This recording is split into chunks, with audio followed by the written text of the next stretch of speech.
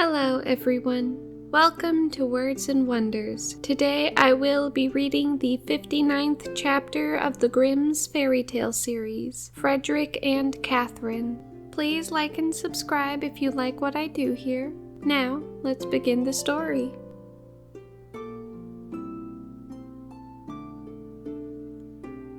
There was once on a time a man who was called Frederick, and a woman called Catherine, who had married each other and lived together as young married folks. One day Frederick said, "I will now go and plow. Catherine, when I come back there must be some roast meat on the table for hunger, and a fresh draught for thirst." "Just go, Frederick," answered Kate. "Just go. I will have all ready for you." Therefore, when dinner time drew near, she got a sausage out of the chimney, put it in the frying pan, put some butter to it, and set it on the fire. The sausage began to fry and to hiss. Catherine stood beside it and held the handle of the pan, and had her own thoughts as she was doing it. Then it occurred to her, "While the sausage is getting done, thou couldst go into the cellar and draw beer." So she set the frying pan safely on the fire, took a can,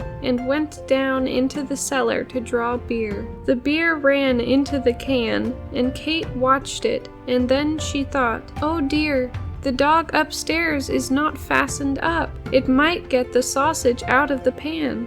Well thought of, and in a trice she was up the cellar steps again, but the Spitz had the sausage in its mouth already, and trailed it away on the ground. But Catherine, who was not idle, set out after it, and chased it a long way into the field. The dog, however, was swifter than Catherine, and did not let the sausage journey easily, but skipped over the furrows with it. "What's gone is gone," said Kate, and turned round, and as she had run till she was weary, she walked quietly and comfortably, and cooled herself. During this time, the beer was still running out of the cask, for Kate had not turned the tap, and when the can was full, and there was no other place for it, it ran into the cellar and did not stop until the whole cask was empty. As soon as Kate was on the steps, she saw the mischance. "Good gracious!" she cried. "What shall I do now to stop Frederick knowing it?" She thought for a while, and at last she remembered that up in the garret was still standing a sack of the finest wheat flour from the last fair, and she would fetch that down and strew it over the beer. "Yes," said she, "he who saves a thing when he ought, has it afterwards when he needs it."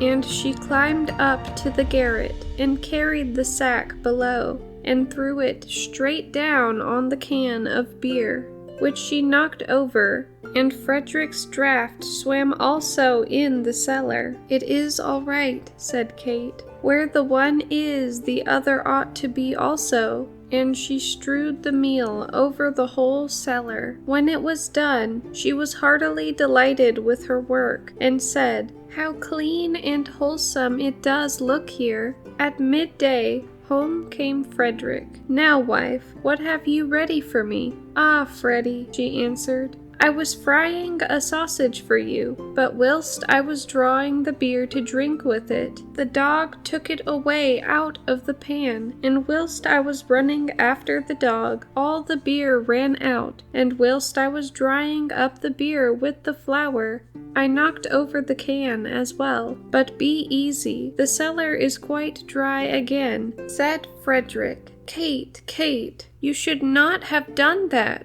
to let the sausage be carried off and the beer run out of the cask, and throw out all our flour into the bargain." "Indeed, Frederick, I did not know that. You should have told me." The man thought, "If my wife is like this, I must look after things more." Now he had got together a good number of thalers, which he changed into gold, and said to Catherine, "Look, these are counters for playing games. I will put them in a pot and bury them in the stable under the cow's manger. But mind you, keep away from them, or it will be the worse for you." Said she, "Oh no, Frederick, I certainly will not go." And when Frederick was gone, some peddlers came into the village who had cheap earthen bowls and pots, and asked the young woman if there was nothing she wanted to bargain with for them. "Oh dear people," said Catherine, "I have no money and can buy nothing, but if you have any use for yellow counters, I will buy of you." "Yellow counters? Why not? But just let us see them. Then go into the stable and dig under the cow's manger, and you will find the yellow counters." "I am not allowed to go there." The rogues went thither, dug and found pure gold. Then they laid hold of it, ran away, and left their pots and bowls behind in the house. Catherine thought she must use her new things, and as she had no lack in the kitchen already without these, she knocked the bottom out of every pot, and set them all as ornaments on the paling, which went round about the house. When Frederick came and saw the new decorations, he said, "Catherine, what have you been about?" "I have bought them, Frederick, for the counters which were under the cow's manger. I did not go there myself. The peddlers had to dig them out for themselves." "Ah, wife," said Frederick, "what have you done? Those were not counters, but pure gold, and all our wealth. You should not have done that." "Indeed, Frederick," said she, "I did not know that. You should have forewarned me." Catherine stood for a while and bethought to herself. Then she said, "Listen, Frederick, we will soon get the gold back again. We will run after the thieves."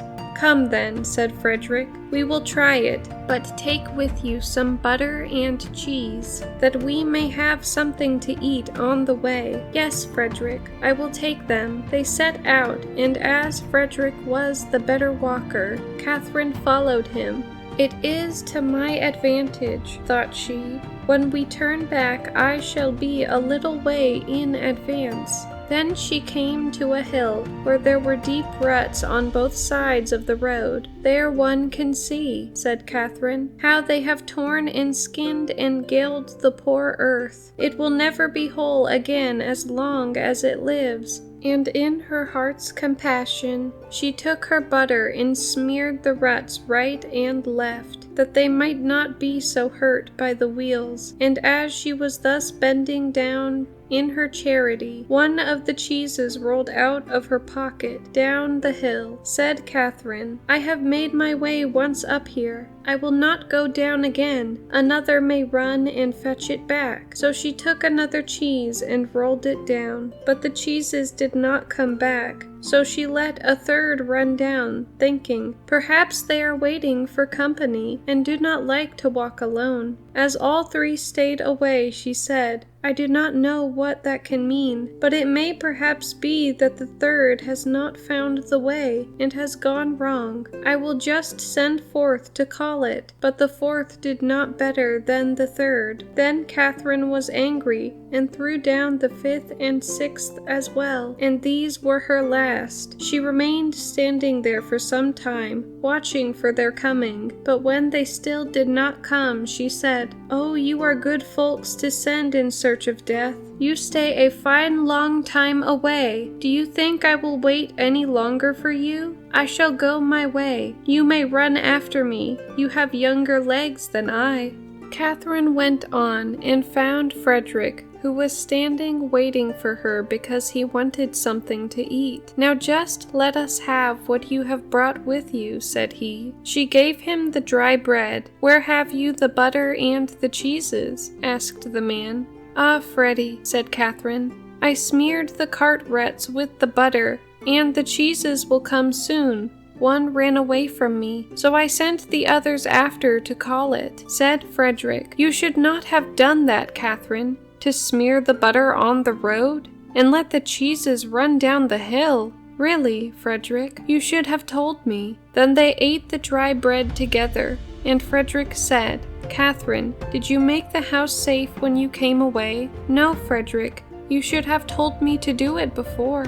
Then go home again and make the house safe before we go any farther, and bring with you something else to eat. I will wait here for you." Catherine went back and thought, "Frederick wants something more to eat. He does not like butter and cheese, so I will take with me a handkerchief full of dried pears and a pitcher of vinegar for him to drink." Then she bolted the upper half of the door fast, but unhinged the lower door, and took it on her back, believing that when she had placed the door in security, the house must be well taken care of. Catherine took her time on the way, and thought, "Frederick will rest himself so much the longer." When she had once reached him, she said, "Here is the house door for you, Frederick, and now you can take care of the house yourself." "Oh heavens," said he, "what a wise wife I have! She takes the under door off the hinges that everything may run in, and bolts the upper one. It is now too late to go back home again, but since you have brought the door here,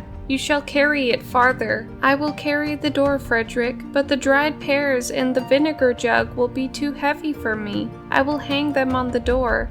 It may carry them." And now they went into the forest and sought the rogues, but did not find them. At length, as it grew dark, they climbed into a tree and resolved to spend the night there. Scarcely, however, had they sat down at the top of it, then the rascals came thither, who carry away with them what does not want to go, and find things before they are lost. They sat down under the very tree in which Frederick and Catherine were sitting, lighted a fire, and were about to share their booty. Frederick got down on the other side and collected some stones together. Then he climbed up again with them, and wished to throw them at the thieves and kill them. The stones, however, did not hit them, and the knaves cried, "It will soon be morning. The wind is shaking down the fir apples." Catherine still had the door on her back, and as it pressed so heavily on her, she thought it was the fault of the dried pears, and said, "Frederick, I must throw the pears down." "No, Catherine, not now," he replied. "They might betray us." "Oh, but Frederick, I must.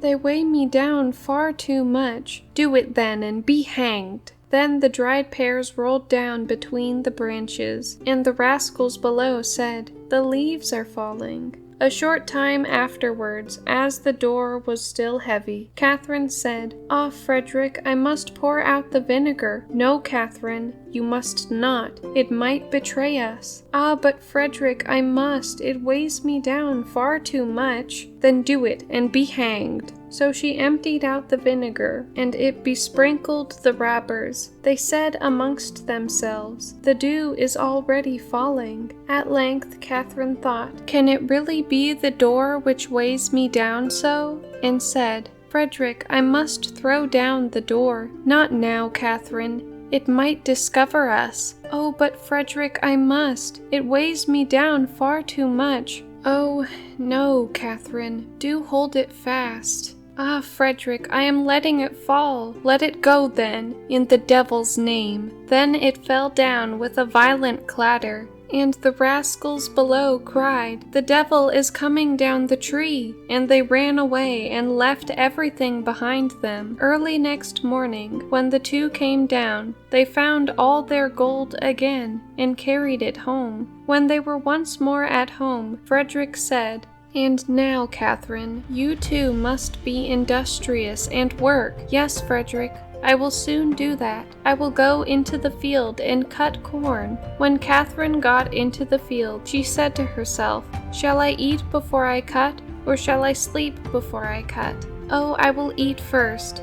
Then Catherine ate, and eating made her sleepy, and she began to cut, and half in a dream, cut all her clothes to pieces, her apron, her gown, and her shift. When Catherine awoke again, after a long sleep, she was standing there half naked, and said to herself, "Is it I, or is it not I? Alas, it is not I." In the meantime, night came, and Catherine ran into the village, knocked at her husband's window, and cried, "Frederick, what is the matter? I should very much like to know if Catherine is in." "Yes, yes," replied Frederick, "she must be in and asleep." Said she, "'Tis well that I am certainly at home already," and ran away. Outside, Catherine found some vagabonds who were going to steal. Then she went to them and said, "I will help you to steal." The rascals thought that she knew the situation of the place, and were willing. Catherine went in from the houses and cried, "Good folks, have you anything? We want to steal." The thieves thought to themselves, "That's a fine way of doing things," and wished themselves once more rid of Catherine. Then they said to her, "Outside the village, the pastor has some turnips in the field. Go there and pull up some turnips for us." Catherine went to the ground and began to pull them up, but was so idle that she did not gather them together. Then a man came by, saw her, and stood still and thought that it was the devil who was thus rooting amongst the turnips. He ran away into the village to the pastor and said, "Mr. Pastor, the devil is in your turnip ground, rooting up turnips." "Ah, heavens," answered the pastor,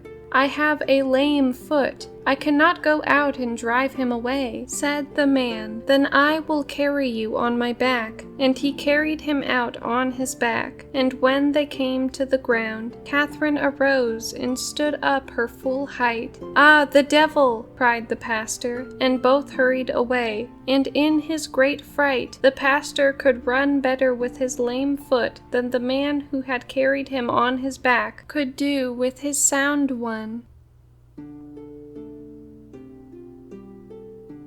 Thank you guys for watching, and if you would like to hear more stories like this, feel free to like, subscribe, and comment down below. Bye bye.